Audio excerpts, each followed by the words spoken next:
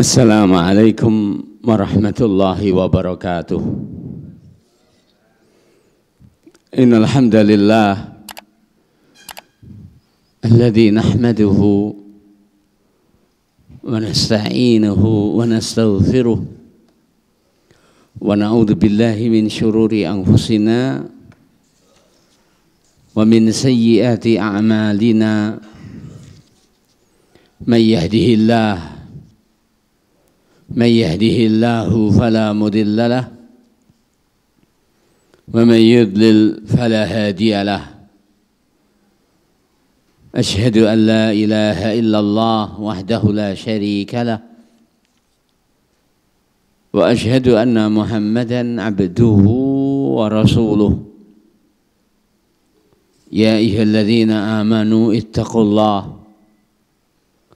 ittaqullaha haqqa tuqatih wa la tamutunna illa wa antum muslimun.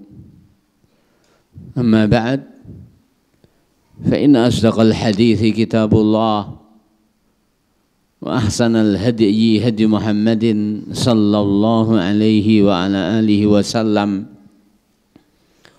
wa syarral umuri muhdatsatuha fa inna kulla muhdatsatin bid'ah wa kulla bid'atin dalalah wa kulla dalalatin finnar.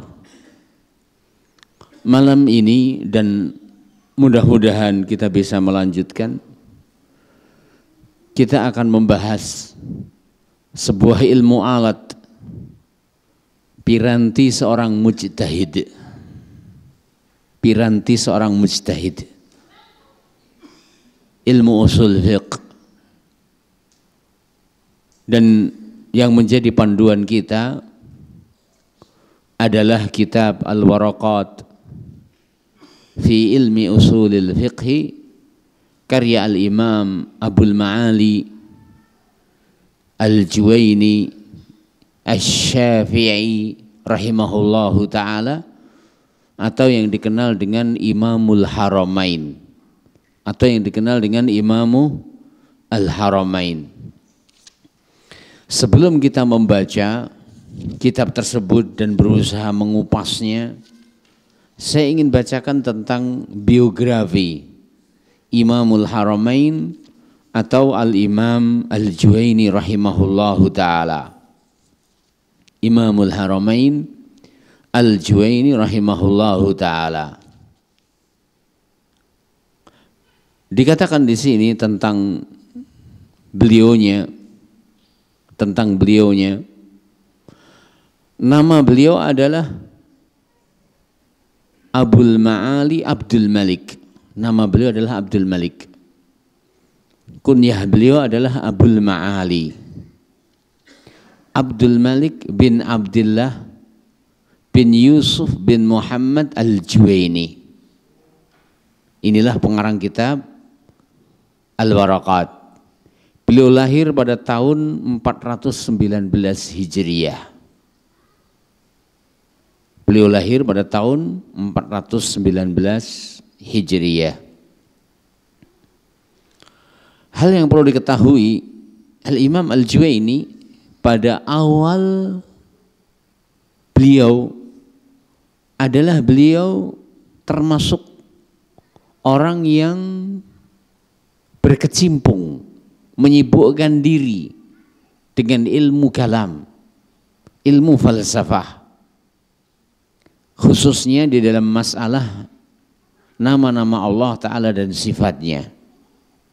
Beliau adalah termasuk barisan dari barisan orang-orang Mu'tazilah dan orang-orang Asy'ariyah. Ya, tapi di akhir hayat beliau, sebagaimana dinukil oleh Syekhul Islam Ibnu Taimiyah rahimahullah, beliau telah rujuk kembali kepada mazhab salaf. Sebagaimana dituliskan ya dalam kitabnya, beliau mengatakan begini: walladzi nartadhihi ra'yan, pendapat yang kami ridhoi, wa nadinu Allah bihi aqdan, dan kami berakidah, beragama Allah kepada Allah, maknanya adalah tunduk kepada Allah Ta'ala dengannya, aqdan sebagai sebuah akidah. Ittiba'u salafil ummah adalah mengikuti salaful ummah. Fal aula, nah dikatakan sini fal aula al ittiba, yang paling harus didahulukan adalah mengikuti. Wad dalilus sam'i al qati' fi dzalik, dan dalil sam'i ya yang tidak bisa diganggu gugat dalam masalah tersebut, anna ijma'al ummah, bahwa kesepakatan umat, hujjatun adalah hujjah, muttaba'atun yang harus diikuti, wa huwa, dan dia adalah mustanadun mu'dhamus syariah, sandaran kebanyakan syariat. Ketika umat sepakat, yaitu para sahabat, bahwa dalil-dalil yang berbicara tentang nama-nama Allah Ta'ala dan sifatnya adalah diberlakukan sebagaimana datangnya, dengan tanpa mentakwil, dengan tanpa merubah, dengan tanpa menolak, dengan tanpa membagaimanakan, dengan tanpa menyamakan, maka itulah sesuatu yang disepakati. Dan itulah ijma' yang harus diikuti. Dan itulah yang diikuti oleh Al-Imam Al-Juwaini rahimahullahu ta'ala dalam kitabnya di sini dikatakan Risalah An-Nizamiyah. Selanjutnya kita langsung pada pembahasan kitab. Mungkin bisa di-download gitu ya. Sudah mendownload belum? Saya tadi belum sempat mengfotokopikan. Silahkan dicari Al-Waraqat fi Usulil Fiqh. Karena kitab ini harus pakai panduan. Seharusnya harus pakai papan tulis supaya bisa kita jelaskan. Seperti kita mengajar di pesantren. Tapi tidak mengapa. Ya. Kira-kira sudah pada pegang HP Android kan? Silahkan di-download masing-masing. Al-Waraqat fi Usulil Fiqh. Bisa di Al-Waqfiyah, bisa di An-Nur, dan yang lainnya. Saya baca di sini. Al-Imam Al-Juwaini memulai kitabnya dengan Bismillahirrahmanirrahim. Dan ini adalah seperti yang dilakukan oleh para penulis yang lain. Diawali dengan Bismillah. Karena Al-Quran diawali dengan Bismillah. Surat menyuratnya Rasulullah diawali dengan Bismillah. Para ulama terdahulu mengawali karya-karya mereka juga dengan Bismillah. Ya, demikian. Kemudian beliau mengatakan, hadhihi waraqatun tashtamilu ala ma'rifati fusulin min usulil fiqh. Wa dzalika mu'allafun min juz'aini mufradaini.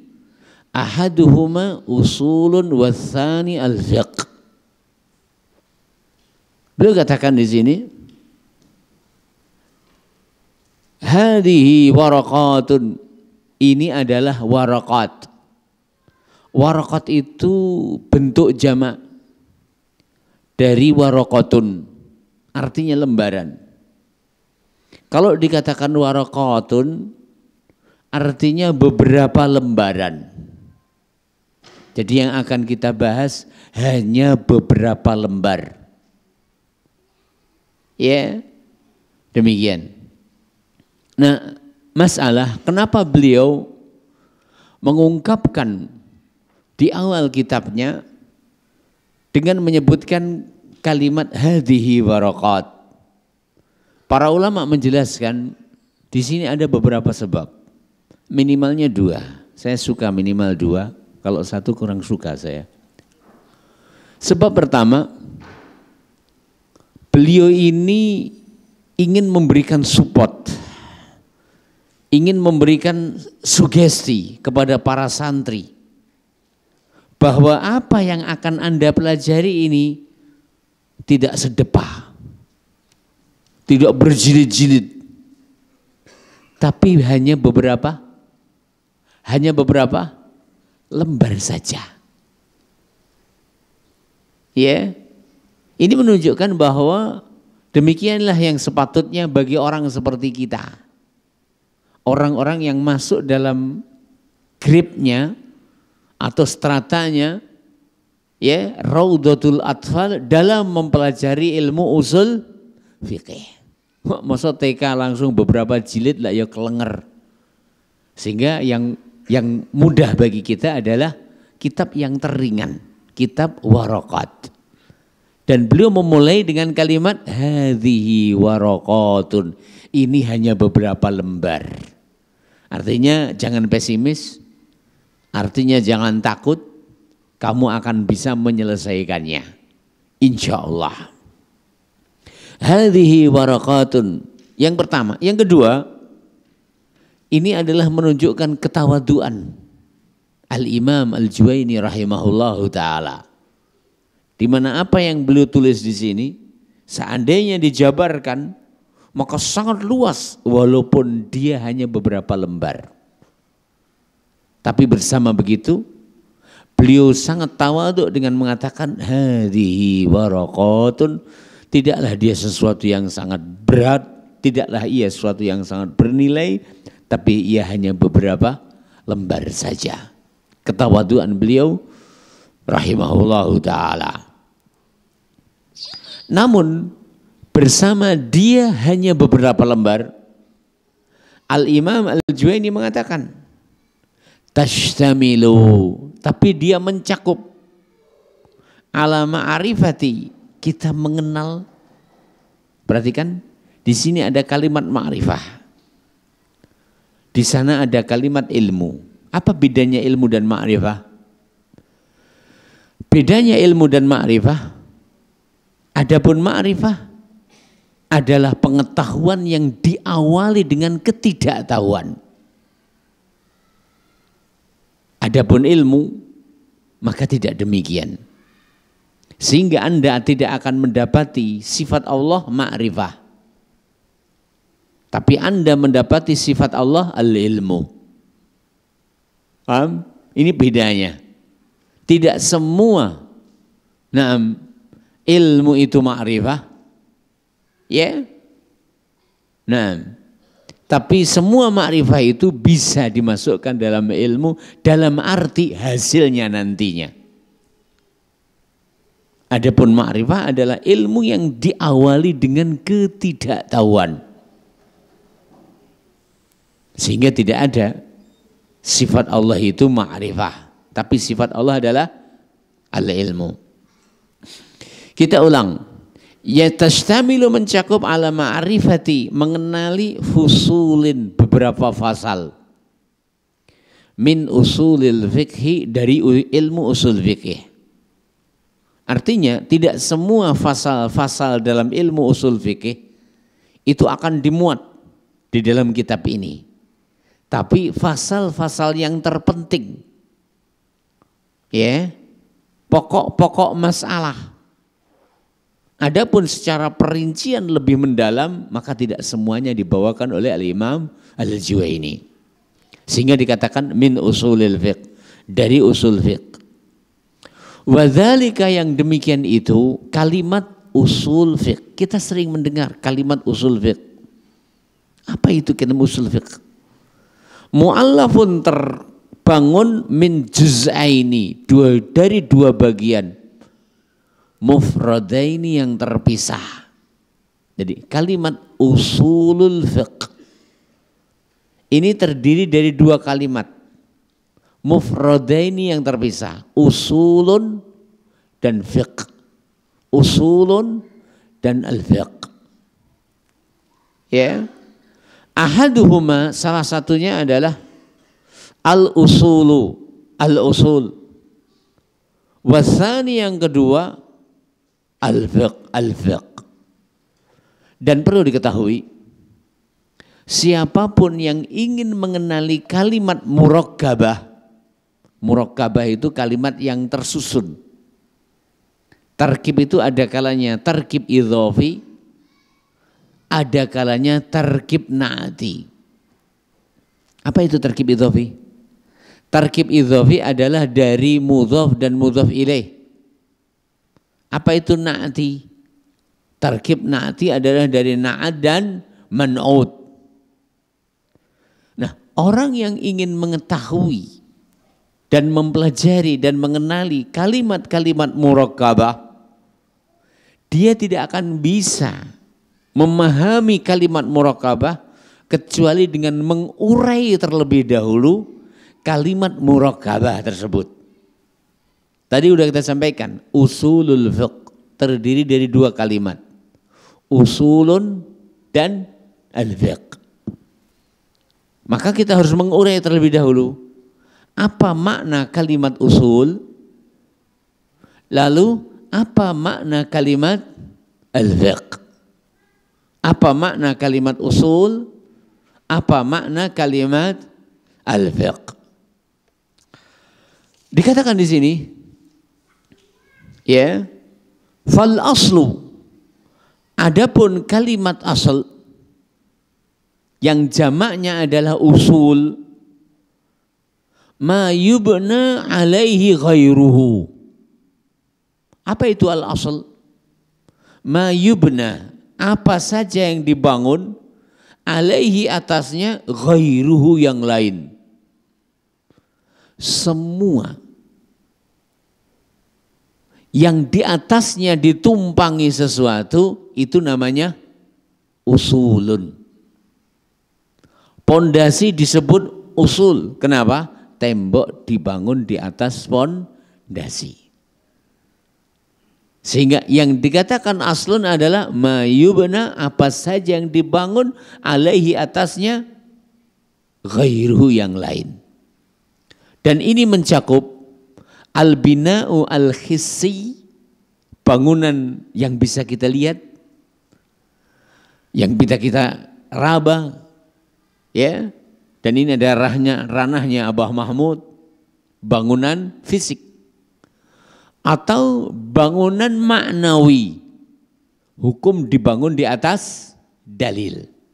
Nah, dalil di sini adalah asal. Pondasi di sini adalah asal. Kenapa? Karena ya, al aslu secara bahasa adalah ma yubna alaihi ghairuhu.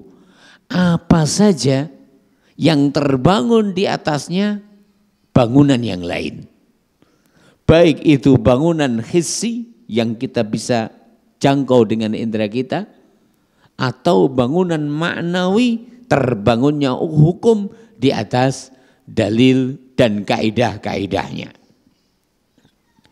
Itu tadi adalah makna al-asl secara bahasa. Di sana ada makna asal secara istilah. Apa tadi makna al-asl secara bahasa? Semua apa yang lain dibangun di atasnya. Baik bangunan hissi atau bangunan maknawi. Adapun kalimat asal ditinjau dari makna istilah, maka memiliki beberapa makna. Makna pertama, al-aslu itu dimaksudkan dengan kalimat al-asl adalah dalil. Kalimat asal maknanya apa? Dalil. Contoh, para ulama mengatakan al-aslu fi as-salah qauluhu ta'ala. Renek papane kan bingung lek nulis. Nggak apa-apa. Anggap saja ini ada papan tulis. Makna pertama al-aslu apa secara istilah? Dalil. Contoh firman Allah Ta'ala, al-aslu fis salah qauluhu ta'ala wa aqimus salah. Apa makna al-aslu di situ? Dalil tentang wajibnya salat adalah firman Allah wa aqimus salah. Contoh yang kedua, al-aslu fis siyam qauluhu ta'ala ya ayyuhalladzina amanu kutiba alaikumus siyam kama kutiba alal ladzina min qablikum. Dalil tentang wajibnya puasa adalah firman Allah Ta'ala, ya ayyuhalladzina amanu kutiba alaikumusiyam kama kutiba alal ladzina min qablikum la'allakum tattaqun. Al-aslu fi al-hajj. Hukum dalil tentang wajibnya haji. Dan mudah-mudahan Allah Ta'ala memberikan kemudahan bagi semua kita untuk bisa melaksanakan rukun yang keenam ini bagi yang belum, ya, di waktu yang tercepat. Qauluhu ta'ala wa atimmul hajja walillahi 'alan nasi hajjul baiti man istata'a ilaihi sabila. Walillah, dan karena Allah, 'alan nas, menjadi kewajiban bagi manusia, hajjul baiti, haji ke Baitullah, man istata'a ilaihi sabila, bila mereka mampu perjalanan ke sana. Ini makna kalimat al-asl yang pertama. Apa tadi? Dalil. Kedua, makna kalimat asal jamak dari usul, jamaknya usul gitu ya. Makna kedua dari kalimat al-asl, al-qaidah al-mustamirrah, al-hukmu al-kulli, hukum yang bersifat menyeluruh. Hukum yang bersifat menyeluruh. Contoh, al-aslu fil maitati al-hurmah. Hukum asal dalam semua bangkai adalah haram. Jadi ini adalah kaidah yang menyeluruh. Apa artinya? Bisa kita awali kalimat bangkai dengan kata-kata semua. Al-maitah lit-tahrim. Kullul maitah lit-tahrim. Nah, ini adalah kaidah mustamirrah wal hukmul kulli. Kaidah yang sudah pakem di setiap waktu dan tempat. Hukmun kulliyun, hukum yang menyeluruh. Jadi apapun yang disebut bangkai, hukum asalnya adalah haram. Semua bangkai tanpa kecuali. Karena Allah Ta'ala berfirman, hurrimat alaikumul maitatu. Telah diharamkan atas kalian al-maitatu, bangkai. Kalimat al-maitah di dalam ayat ini adalah isim mufrad diawali dengan alif lam. Nanti kalau kita sudah sampai pada piranti berdalil memahami tentang lafadz dan kategori lafadz dari segi keumuman dan kekhususan, kita akan bahas bahwa alif lam di sini apabila masuk pada isim mufrad memberikan muatan umum pada kalimat al-maitah.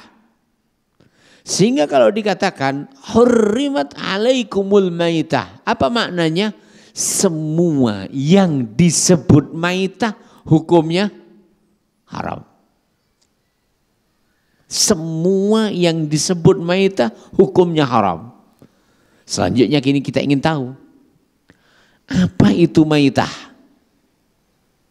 Al-maitah adalah kullu ma mata hatfa anfih au dzukiyat bi ghairi zakatin syar'i. Itu maitah. Kullu ma mata hatfa anfih, sing mati karepe dhewe. Au dzukiyat, atau disembelih bi ghairi zakatin syar'iyyah, tanpa dengan cara penyembelihan syar'i. Misalnya lebokne sak gebuki mati, halal dimakan? Tidak. Sebab penyembelihannya tidak penyembelihan syar'i. Atau penyembelihnya adalah seorang kafir, bukan ahli kitab. Adapun ahli kitab maka penyembelihannya adalah halal selagi bukan penyembelihan untuk berhalanya. Allah khususkan ahli kitab. Penyembelihnya adalah orang kafir, Hindu, Buddha, Majusi, ya, atau ya, orang-orang kejawen, maka penyembelihan mereka tidak sah. Kalau penyembelihan mereka tidak sah, maka dihukumi bangkai. Ya, tadi kita sampaikan, apa itu bangkai? Kullu ma mata hatfa angfi, mati tanpa disembelih. Atau zukiyat disembelih, tapi ala ghairi tazkiyatin syari'iyah, dengan tanpa ritual penyembelihan syar'i. Bagaimana penyembelihan syar'i? Bila penyembelihnya adalah seorang muslim atau ahli kitab, Allah Ta'ala yang mengkhususkan itu. Yang kedua, apabila telah mengalirkan darah dan memotong 2 urat nadi dan jalur makanan dan jalur pernafasan. Itulah tazkiyah syari'iyah. Dalil yang menguatkan bahwa semua bangkai adalah haram tadi, pertama mengambil firman Allah Ta'ala dalam surat Al-Baqarah, juga dalam surat Al-Ma'idah, hurrimat alaikumul maitah, semua bangkai adalah haram. Kemudian di dalam sebuah hadis Rasulullah Sallallahu Alaihi Wasallam menyatakan, uhillat lana maitatan waddaman, fa'ammal maitatan faljaradu walhut, wa amma addaman falkabidu wattihalu. Nabi bersabda, uhillat lana maitatan, dihalalkan kepada kami 2 bangkai. Apa yang Anda pahami? Dikhususkannya sebagian bangkai dan disebutkan oleh Rasulullah 2, berarti menunjukkan yang lainnya tetap pada hukum asalnya, yaitu haram. Apa 2 bangkai tersebut? Al-jaradu wal hud, bangkai belalang dan bangkai ikan. Sehingga semua yang disebut ikan, ya, maka dia adalah halal bangkainya. Apa makna halal bangkainya? Tidak perlu adanya penyembelihan. Ya, sebagian dari ulama ada yang mengatakan, ia menjadi halal bangkainya malam yakun ta'ifan, selagi belum mengambang. Karena apabila ia sudah mengambang, maka dia akan keluar dari tibu at-ta'am kepada yang lain. Dan ini adalah mazhabnya Hanafiyah. Apabila bangkai ikan itu sudah mengapung, maka ia sudah keluar dari kategori makanan yang baik kepada kategori yang lain. Sementara yang dihalalkan oleh Allah Ta'ala untuk kita adalah yaitu at-tayyibat, ukhillat lakumut tayyibat, dihalalkan untuk kalian semua hal yang baik. Kemudian selanjutnya, yang kedua adalah al-jarat, yaitu belalang. Dan dari sini para ulama mengatakan bahwa semua yang tidak memiliki damun sa'il, maka bangkainya adalah halal dan tidak dihukumi najis. Sebagian ulama mengatakan, kenapakah bangkai itu haram? Karena najisnya bangkai tersebut, karena tertahannya darah yang belum dikeluarkan dengan proses penyembelihan. Sehingga ketika belalang tidak memiliki darah yang mengalir, maka tidak perlu adanya penyembelihan. Kalau ada yang bertanya, lah terus ikan kenapa dihukumi halal juga bangkainya? Bukankah ikan memiliki darah? Kita jawab, ikan memiliki darah, Tapi darah ikan bukanlah darah hakiki. Darah ikan bukanlah darah hakiki. Kenapa? Satu, sifat darah itu adalah panas. Dan ikan tidak cocok apabila memiliki darah panas. Ikan tidak cocok apabila memiliki darah yang bersifat panas. Gak percaya sebagian dari kita dicakal cek, dicencang, cemplung neneng banyu. Kira-kira mati atau innalillahi? Kenapa? Karena ikan air itu bukan media hidup orang yang makhluk yang memiliki darah yang panas. Ini yang pertama. Kita katakan ikan darahnya bukan darah hakiki. Karena apabila kita mengadakan riset besok ya, silahkan berangkat ke pasar, cari gurame yang masih hidup, sembelih dia. Sor ketie. Saya ingin bertanya, darah itu Pak, ketika mengiring, ada bekasnya? Darah itu ketika mengering, ada bekasnya? Warnanya hitam. Saya ingin bertanya, darah ikan ketika disembelih maksor, belambang abang. Kemudian ketika kering, ada bekasnya? Ada bekasnya? Sampan ki selalu terima jadi tuh, gak tahu beleh grame. Ya wis, wong dipinakne gak usah. Besok dicek saja. Jadi kita ulang lagi, ikan itu walaupun kelihatan punya darah, darahnya bukan darah hakiki. Karena perbedaan antara darah dan lain, darah itu apabila mengering, ia akan menyisakan berupa warna hitam dan ikan tidak memiliki itu. Sehingga para ulama mengatakan darah ikan tidaklah darah hakiki sehingga bangkainya halal. Haramnya bangkai karena sebagian mengatakan tertahannya darah yang seharusnya dikeluarkan dengan proses penyembelihan syar'i. Wallahu ta'ala. Sehingga sabda Rasulullah SAW menyatakan ma anharad dama fakuluh. Apapun yang bisa mengalirkan darah maka makanlah. Kenapa?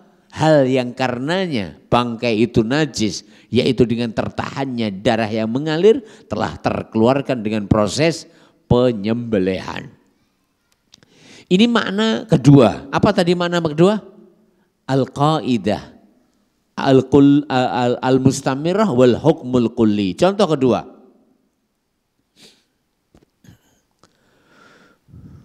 Nah, contoh kedua misalkan, semua yang di permukaan bumi adalah halal, kecuali yang datang dalil yang mengharamkannya.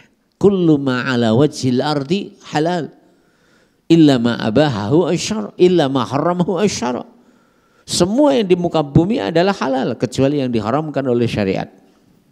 Dalilnya mana? Huwallazi khalaqalakum ma fil ardi jami'ah.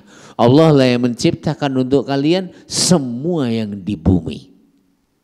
Semua yang di bumi. Berarti semua yang di bumi hukumnya adalah halal kecuali apabila ada datang dalil yang mengharamkannya. Ini makna kedua. Makna yang ketiga dari kalimat al-asl tadi dalil, kemudian hukmun kulli atau kaidah mustamirah. Kemudian yang ketiga adalah ar-rujhan. Adalah ar-rujhan, yang rajih. Yang rajih itu yang kuat. Seperti kalau kita katakan al-aslu fil kalami lil haqiqah. Secara asal semua pembicaraan manusia itu muatannya hakikat, bukan majaz, bukan kiasan. Sehingga ketika ada seorang mengatakan ra'aitu asadan, aku melihat asad. Apa yang dimaksud? Apa yang dimaksud? Singo di meja? Bukan, kan ada di meja, berarti bukan singo. Kan enggak mungkin singo kok di meja. Ya kan? Ada orang Jawa namanya singo di meja. Apakah itu singa? Bukan. Kenapa? Ada kalimat di meja.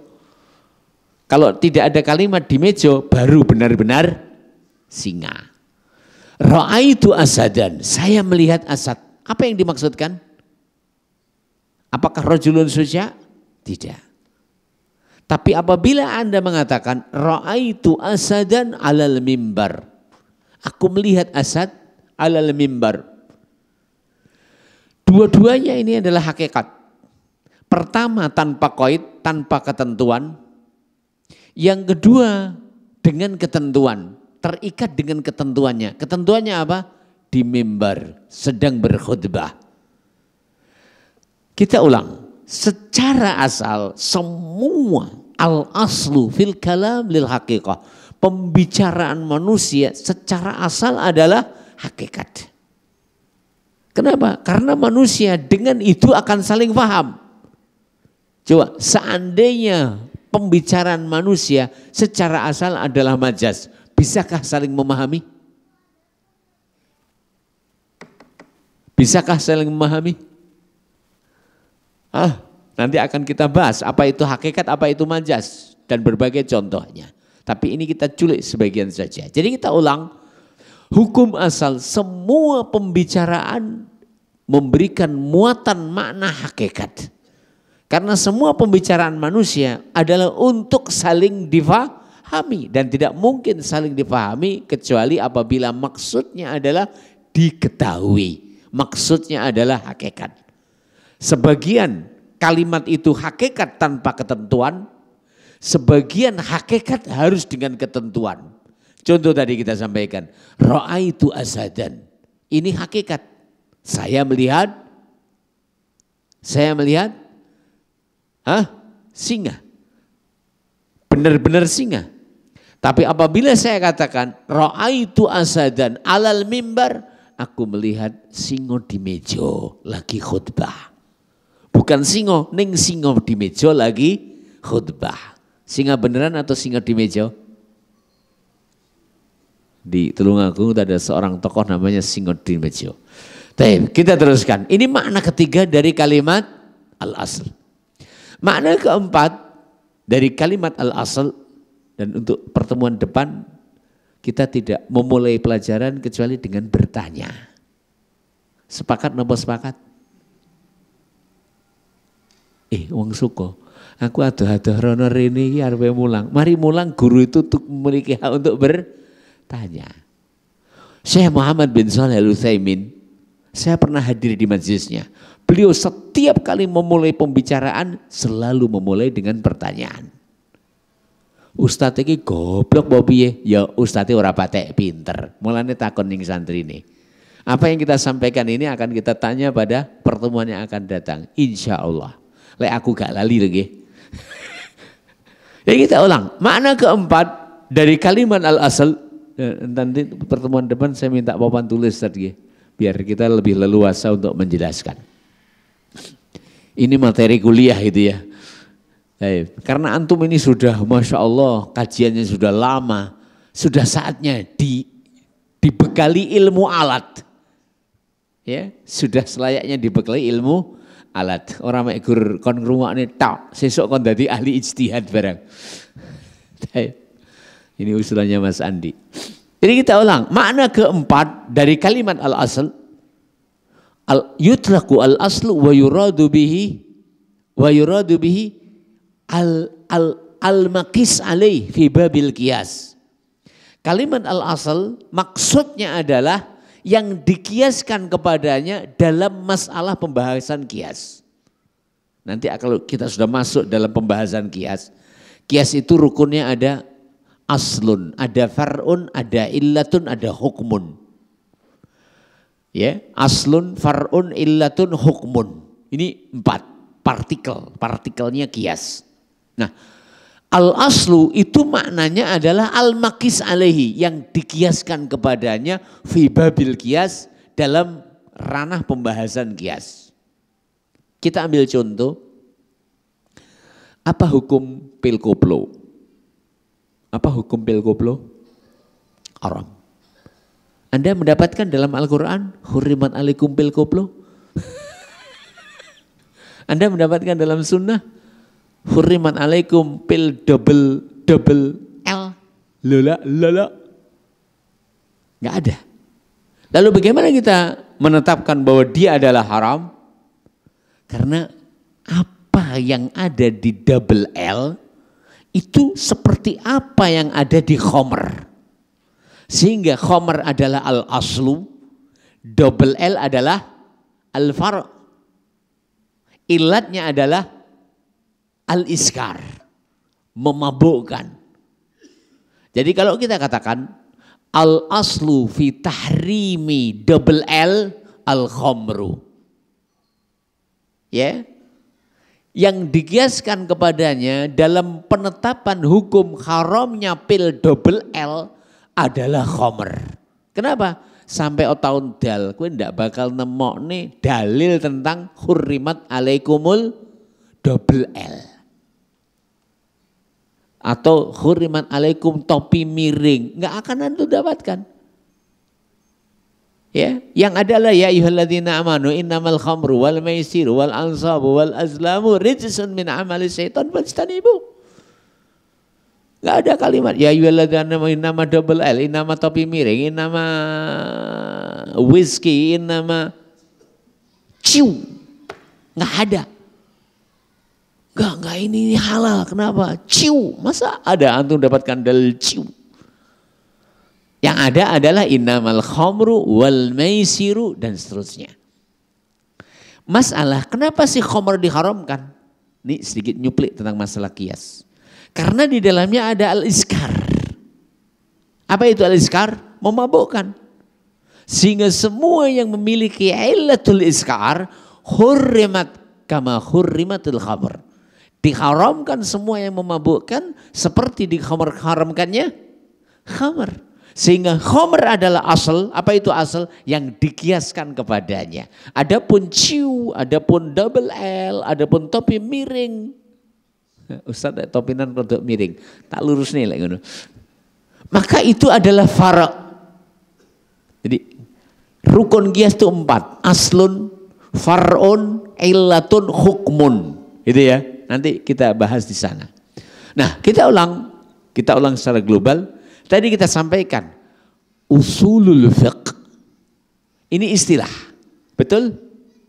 Ini tidak akan bisa kita pahami dengan baik tentang istilah usul fiqh kecuali kita kupas terlebih dahulu.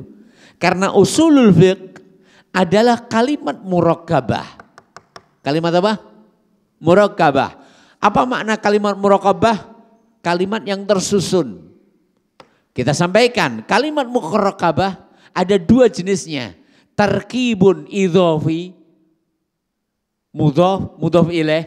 Yang kedua tarkibun na'ati, na'at man'ud. Gimana cara membedakan Ustaz? Angele. Membedakan gampang. Jari ini nyagun dhisik, jari ini yaku nggih. Dan ini tahun 1991 saya dapatkan kaidahnya. Apabila kalimat itu artinya adalah anunya anu, maka itu mudhof ilaih. Penak nggih? Anunya anu. Itu mudhof ilaih. Asumsinya yang baik aja ya, jangan negatif.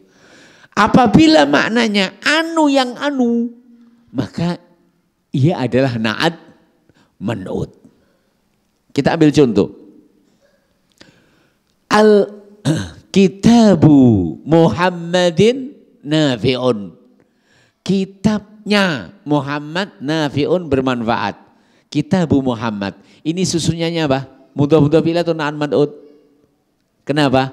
Anunya anu. Contoh apa namanya? Na'at man'ud. Az-zaujah az-tsalitsah muntadharah. Istri yang ketiga sedang ditunggu. Az-zaujah az-tsalitsah. Ini apa? Na'at man'ud atau mudhof ilaih? Lek digawe contoh ngene padha merengat-merengut nyawa to. Wedi karo bojomu ya kowe. Az-zaujah ats-tsalitsah apa? Na'at man'ud. Ya. Kita ulang. Kita enggak akan bisa memahami kalimat murakkabah kecuali dengan diurai terlebih dahulu. Diurai pertama dan kedua. Kalau na'at man'ud, na'at apa artinya? Man'ud apa artinya? Kalau mudhaf ilaih, mudhafnya ini apa artinya? Mudhaf ilaihnya apa artinya? Taib, kita masuk pada kalimat usulul fiqh. Usulul fiqh, mudhaf ilaih. Kita ambil kalimat usul, kita urai. Apa makna usul? Berapa tadi maknanya? 4. Penggunaan kalimat usul, kalimat al-asl dalam praktek adillah syariah ada 4. Pertama, maknanya dalil. Kedua, maknanya hukmun kulli wal qaidah mustamirrah. Ketiga, yaitu ar-rujhan, yang kuat, yang rajih. Yang keempat adalah al-maqisu alaihi dalam bab qiyas. Dan masing-masingnya sudah kami kasih contoh. Baik. Sudah kita bahas tentang kalimat al-asl dan maknanya. Selanjutnya kita akan membahas kalimat al-fiqh. Beliau mengatakan wal fiqhu lughatan. Wal fiqhu adapun kalimat al-fiqh lughatan secara bahasa adalah al-fahm. Ya. Sebagaimana firman Allah Ta'ala, ma nafqahu kasiran mimma taqul. Apa artinya ma nafqahu? Kami tidak faham. Ma nafhamu. Sehingga makna al-fiqh secara bahasa adalah al-fahmu. Kefahaman. Adapun al-fiqh secara istilah, perlu diketahui, kalau kita lihat dan kita tilik, fase perkembangan ilmu fikih. Fase apa? Perkembangan ilmu fikih. Maka kita bisa bagi menjadi 3 fase. 3. Fase pertama adalah bidayah. Apa artinya bidayah? Awal Islam. Fase kedua adalah marhalah az-zahabiyah. Fase keemasan. Fase terakhir adalah marhalatul jumud. Marhalah pembekuan. Yang dimaksudkan marhalah al-bidayah adalah semenjak terutusnya Rasulullah SAW sehingga ilmu usul fikih, ilmu fikih dan ilmu-ilmu yang lain menjadi ilmu yang independen. Terpisah dari yang lain. Nah, pada masa bidayah ini, apa yang dimaksudkan fikih? Fikih dalam fase bidayah, fase awal Islam adalah ma'rifatun nafsi ma laha wa ma 'alaiha. Pribadi memahami ma laha, apa yang menjadi haknya. Wa ma 'alaiha, dan apa yang menjadi kewajibannya. Di zaman Abu Bakar, di zaman Umar, di zaman Ali, di zaman Utsman, di zaman awal Islam, mereka tidak pernah memahami fikih kecuali itu. Apa itu fikih? Hamba memahami apa yang menjadi tanggung jawab, apa yang menjadi kewajiban, dan apa yang menjadi haknya. Itulah fikih. Sehingga kalimat fikih di awal Islam maknanya adalah mencakup seluruh ilmu yang diajarkan Rasulullah Sallallahu Alaihi Wasallam. Karena waktu itu belum terpisah ilmu hadis, belum terpisah ilmu tafsir, belum terpisah ilmu fikih, belum terpisah ilmu usul fikih, belum terpisah ilmu faraid dan yang lainnya. Sehingga makna fikih di awal Islam adalah hamba memahami apa yang menjadi kewajibannya dan hamba memahami apa yang menjadi haknya. Memahami hak dan kewajiban, itulah fikih. Sehingga kalau dikatakan karena Abu Bakrin a'lamuna afqahuna, karena memang Abu Bakar paling paham tentang apa yang menjadi kewajiban beliau dan apa yang menjadi hak beliau. Wallahu ta'ala alam. Dan perlu diketahui, tidaklah mereka Rasulullah SAW dan para sahabatnya mengenali ilmu kecuali mereka juga mengenali amal. Tidaklah dikatakan alim kecuali mereka juga amil. Karena tadi ma'rifatun nafsi ma laha wa ma 'alaiha. Yang kedua, definisi fikih menurut fase kedua. Apa tadi fase kedua? Fase zahabiyah. Fase keemasan. Ya, di mana ilmu fikih telah mengambil porsinya dan sudah terpisah dari ilmu-ilmu yang lain. Nah, inilah yang disebutkan oleh musannif dalam kitab Waraqat ini. Apa kata beliau? Ma'rifatul ahkam asy-syar'iyyah allati tariquha al-ijtihad.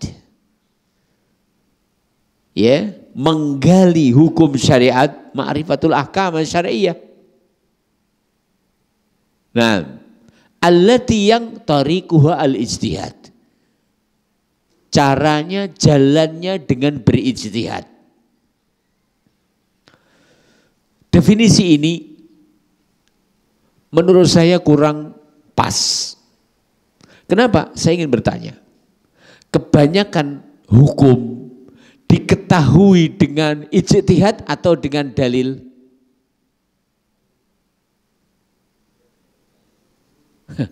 Para ulama ahli soko berselisih pendapat. Ditakoniran jawab, jawabannya gitu. Saya ulang, kebanyakan hukum syar'i diketahui dengan dalil atau dengan ijtihad? Dengan dalil. Ya. Karena tidak ada masalah kecuali ada dalilnya. Allah berfirman, "Ma farratna fil kitabi min syai'." Salat diketahui dengan puasa, diketahui dengan zakat, diketahui dengan dalil. Begitu dan seterusnya. Sehingga kalau kita ingin mencari definisi yang paling tepat untuk fase kedua ini, wallahu ta'ala alam, sebagian dari ulama ada yang mendefinisikan begini. Ma'rifatul ahkam asy-syar'iyyah. Nanti masing-masingnya ada poin. Ma'rifatul ahkam asy-syar'iyyah al-amaliyah. Min adillatiha tafsili. Ma'rifatul ahkam asy-syar'iyyah al-amaliyah min adillatiha at-tafsiliyah. Ma'rifah. Ada usaha. Yang kedua, al-ahkam asy-syar'iyyah. Perlu diketahui, tidak semua hukum itu masuk dalam ranah ilmu fikih. Hukum yang dia masuk ranah ilmu fikih adalah hukum syar'i. Hukum apa? Syar'i. Karena hukum itu ada 3. Coba perhatikan. Hukum ada berapa? Ada 3. Hukum syar'i, ya, hukum adi, ya, hukum akli. Ada berapa? 3. Hukum akal, hukum kebiasaan, dan hukum syar'i. Yang dibahas oleh para ulama usul fikih hanya hukum syar'i. Mereka tidak membahas, ya, tentang bagaimana proses terjadinya apa menurut ilmu akal. Dan juga mereka tidak membahas tentang hukum urfi, tidak. Yang mereka bahas adalah hukum syar'i. Yang kedua, hukum syar'i itu terbagi menjadi 2. Syar'i amali, syar'i i'tiqadi. Ulama usul fikih, ulama fikih yang mereka bahas hanya 1. Hukum syar'i amali. Hukum syar'i yang berkaitan dengan amaliyah. Adapun hukum syar'i yang berkaitan dengan akidah itu bukan pembahasan ahli ilmu fikih dan usul fikih. Sehingga ketika mereka mendefinisikan tentang fikih, mereka mengatakan ma'rifatul ahkam asyariyah al-amaliyah. Agar ditahu al-ahkam al-aqaidiyah bukan ranahnya ilmu fikih. Lalu diteruskan di sini. Perhatikan, ini yang bedakan kalimat selanjutnya yang membedakan antara fikih dan ilmu usul fikih. Min adillatiha at-tafsiliyah, dari dalil-dalilnya yang secara terperinci. Adapun usul fikih nanti kita bahas. Ini kita bahas tentang fikih. Apa itu fikih? Mengenali hukum syar'i amali min adillatiha, dari dalil-dalilnya at-tafsiliyah yang terperinci.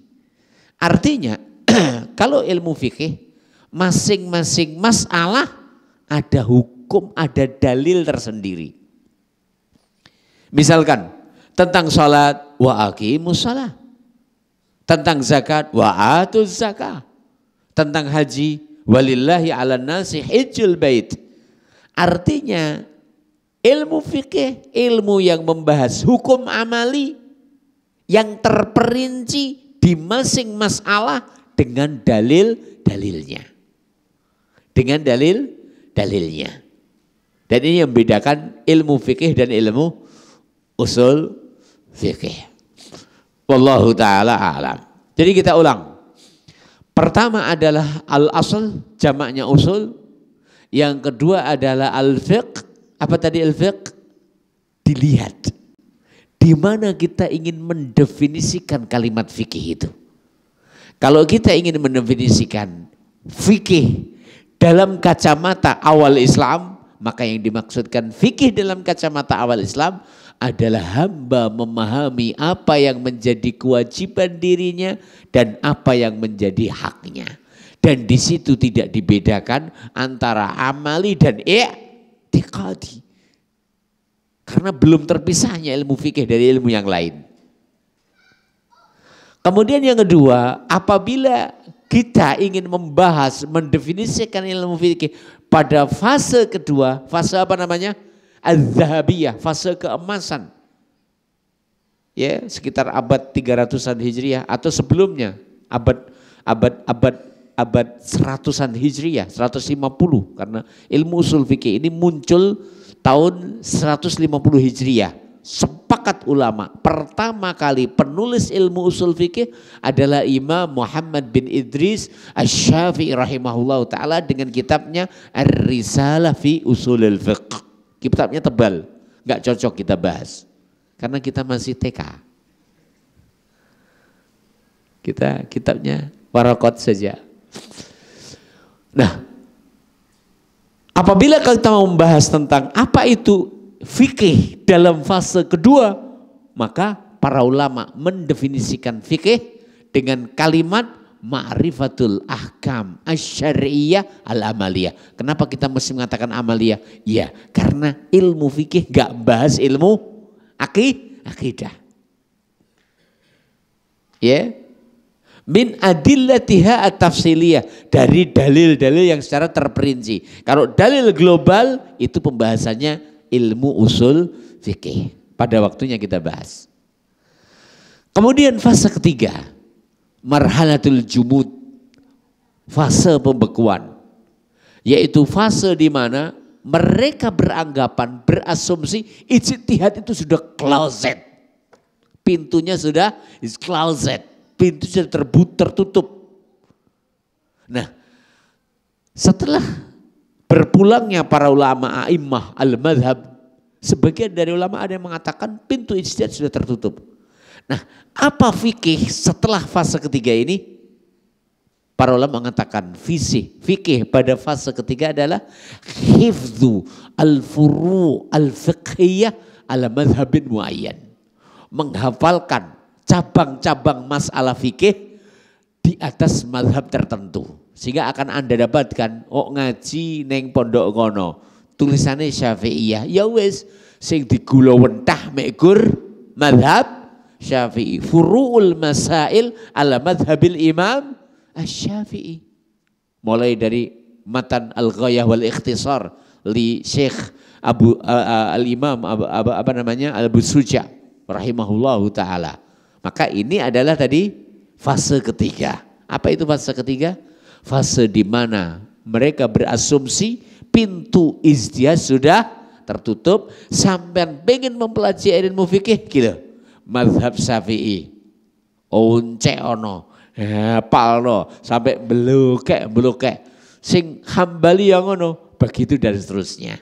Itulah fikih masa ketiga, menghafalkan masalah-masalah fikhiyah dalam ranah mazhab tertentu. Mudah-mudahan ini sebagai kalimat pembukaan memperkenalkan tentang apa itu ilmu usul fikih dan apa makna fikih dan apa makna usul, dan insya Allah pada pertemuan yang akan datang kita bahas pembahasan selanjutnya. Subhanakallahumma rabbana bihamdika asyhadu an la ilaha illa anta astaghfiruka wa atubu ilaik. Dan tolong diingat bahwa kita pada pertemuan yang akan datang kita akan memulai dengan sedikit murajaah. Napa niku murajaah?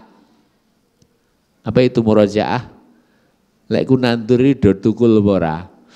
Assalamualaikum warahmatullahi wabarakatuh.